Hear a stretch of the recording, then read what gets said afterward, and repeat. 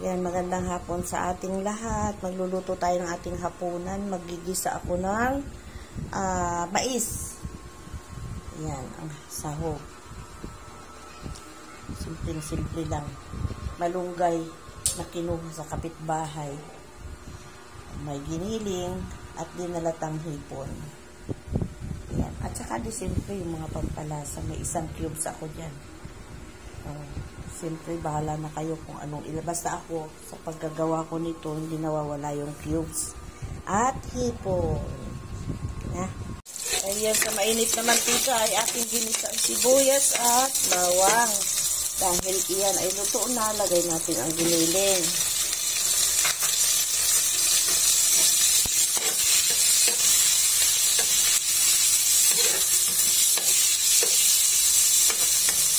Lagay din natin ang binalatang hipon.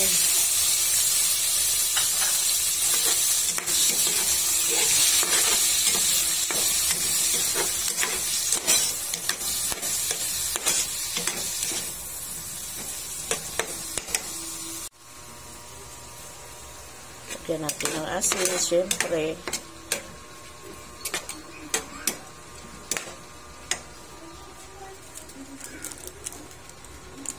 Siyempre, yung ating bitchin. Pampalasa baga.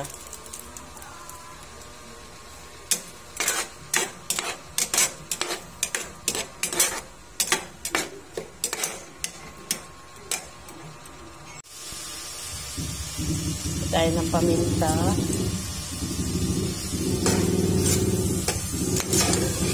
Ayan, motor.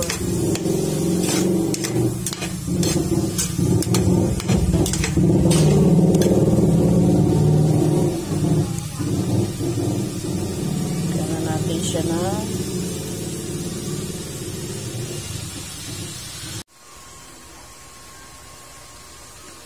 lagay muna natin pala yung mais. Bunti kong mauna yung nataranta ako doon sa motor na dumaan. Ayan. Isa muna natin yung mais dyan. Minsan tayo ay yung mga pagkain natin ng mga bata pa kita. Nakakamiss bagang kainin. Kung mura laang itong hipon kung mura laang itong mais, ay ito madami, napakamahal. Napakamahal ng mais. Itong kaperanggot lang na to. 75 pesos yan. Naiibig lang talaga akong kumain ng ginisang mais. Paborito ko ito, kaya lang ay mahal nga ni.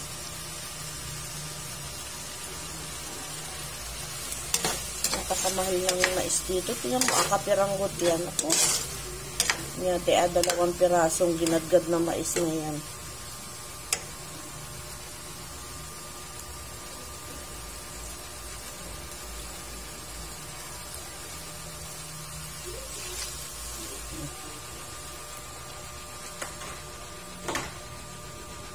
Lagay ko na yung cubes.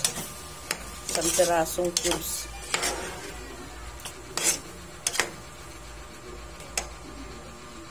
Yan na natin ng sabaw. Yan natin kumulo dyan. Yan.